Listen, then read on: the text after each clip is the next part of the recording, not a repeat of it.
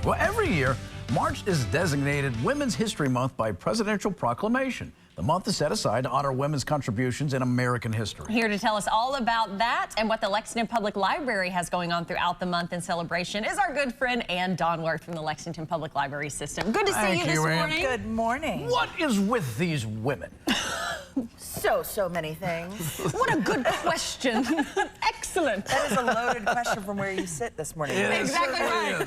What do you mean by that question? Well, I don't know. But no, I did not know this, that March is Women's History Month. Yeah. Yes. Okay. So this month we're celebrating it a little bit differently. So what we're doing this month is to highlight women who are in non-traditional female roles. Okay. So we're having a Girls Who Blank series this month. So we're going to highlight women who are in traditionally male-dominated fields. So things like the police force. We have someone who's going to come talk about lie detectors through the police force. We have a welder, female welder. Wow. A female tattoo artist. So all kinds of different careers.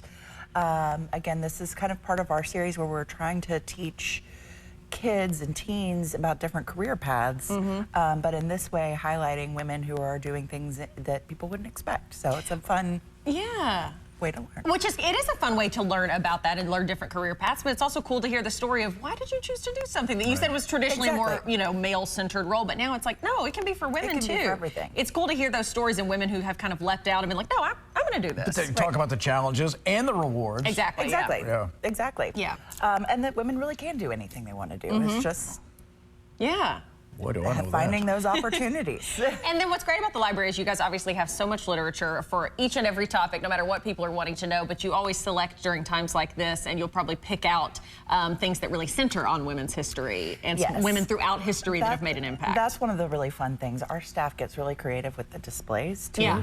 So each of the library branches, probably starting today, I haven't been to all of them yet today, not open yet, but they will always have different thematic displays. And so sometimes it'll be on a particular woman or a different theme, different part of history.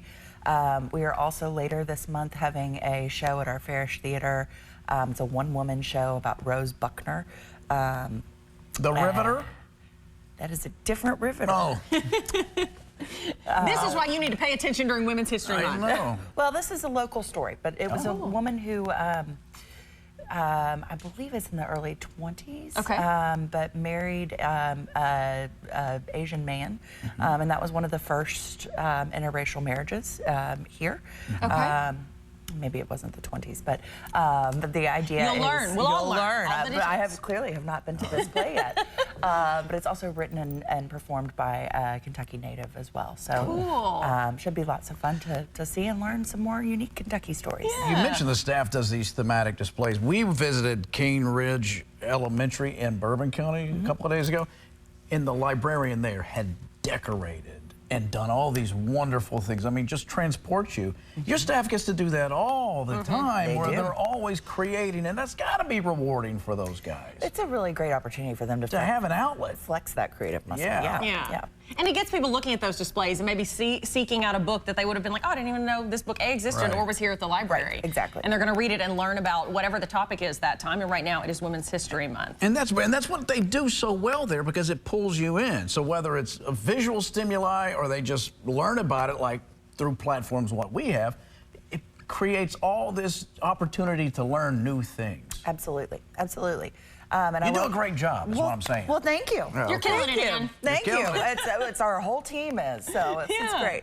And so many different locations, but people can go to one centralized website that will tell you about all the events at all the locations. Exactly. So the best place to go is lexpublib.org.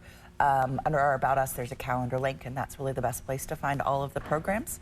I will say, starting today, we are also, the Makerspace is going to be open every Wednesday, so that's at the East Side branch in particular. Take advantage of that. From 1 to 6:30. So that's a really great, speaking of flexing that creative muscle, that's the place we have where you can kind of come in and use a Cricut press, or not Cricut press, that's a different thing, but use a Cricut machine, laser printer for poster sized.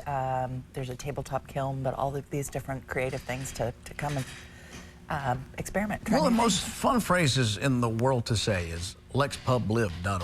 Lexpublib. LexPubLib. LexPubLib. It is fun. And then we got the number there for you on the bottom of the screen. Then there's the website. What is it, Lee? LexPubLib. I love it.